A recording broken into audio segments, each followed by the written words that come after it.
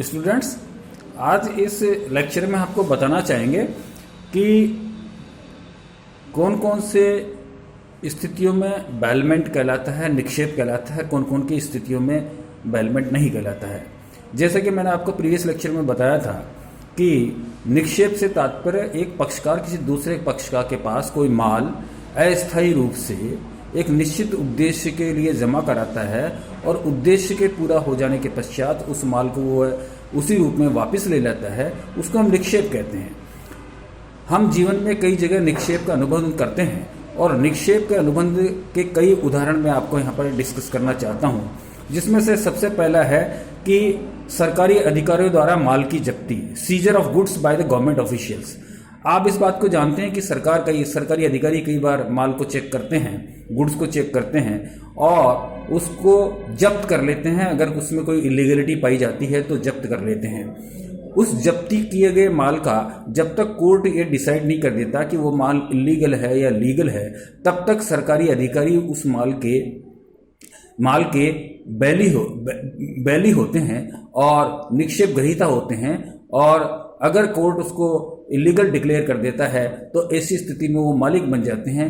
तो ऐसे बहुत सारे केसेस हैं जो कि कोर्ट, जैसे चोरी का माल है, चोरी का माल बरामद हो गया तो उसके बाद में कोर्ट ऑर्डर दे देता है, पुलिस थाने में जमा हो जाता है। तो पुलिस थाना एक तरह से बैली होता है, उसका निक्षेप ग्रहीता होता है, एक निश्चित समय तक उस माल को सुरक्षित रखने का दायित्व तो उस पर होता है, तो ये निक्षेप का अनुबंध होता है। इसी प्रकार आपने डिपॉजिट ऑफ इंस्ट्रूमेंट, कई बार आपने देखा होगा, कई जगह सुरक्षा के लिए हम सिक्योरिटी के लिए, कॉन्ट्रैक्ट की सिक्योरिटी के लिए राष्ट्रीय बचत पत्र एनएससी या एफडी उस संस्था के पास जमा कराते हैं, तो वो संस्था भी एक तरह से उस एफडी या एनएससी की बैली होती है, निक्षेप ग्रहीता होती है। इसी तरह से पोर्ट इंस्टीट्यूशन, पोर्ट बंदरगाह की संस्थाएं जहाँ पर कि माल जहाज़ों में लोड होता है, अनलोड होता है, उस जगह माल उनकी पोर्ट की अथॉरिटीज़ की सुरक्षा में रखा जाता है, तो वो मात्र उसके निक्षेप ग्रहीता होते हैं, वो उसके मालिक नहीं होते हैं, उनके केवल पोजीशन में होता है। इसी तरह से कॉमन कैरियर्स देखा होगा आपने, रेलवे हैं, ट्रांसपोर्ट कैरियर्स हैं, इनके पास आप माल दूसरी जगह भिजवाने के लिए जमा कराते हैं, तो उनका काम उस माल को कलेक्ट करके दूसरी जगह उसी स्थिति में पहुंचाना होता है। तो वो उसके पोजीशन होल्डर होते हैं, वो उसके ऑनर नहीं होते हैं, वो निक्षेप ग्रहीता होते हैं। इसी तरह से पार्किंग प्लेस, आप गाड़ी पार्किंग प्लेस पे गाड़ी पार्क करते हैं और अपना पर्पज पूरा होने के पश्चात गाड़ी आप वापस लेके आ जाते हैं, तो गाड़ी उसी रूप में आपको देने की जिम्मेदारी पार्किंग अथॉरिटीज़ की होती है। तो वो भी एक पार्किंग प्लेस भी एक तरह से बैलमेंट का कॉन्ट्रैक्ट होता है। इसी तरह क्लॉक रूम में हम सेफ्टी के लिए माल जमा कराते हैं। रेलवे स्टेशन पे ज़्यादातर क्लॉक रूम होते हैं, वो सेफ्टी सिक्योरिटी के लिए माल जमा करते हैं और पैसेंजर जब वापस आ जाता है तो उसको वो माल वापस लौटा दिया जाता है।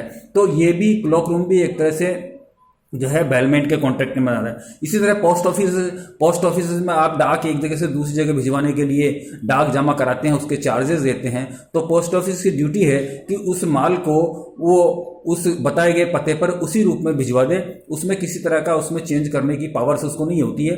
तो पोस्ट ऑफिस भी एक तरह से बैली का वर्क करता है। आप कई तरह के पार्सल, कई तरह की डाक, कई तरह के मटेरियल स्पीड पोस्ट ऑफिस को देते हैं। पोस्ट ऑफिस एक तरह से बैली ही होता है।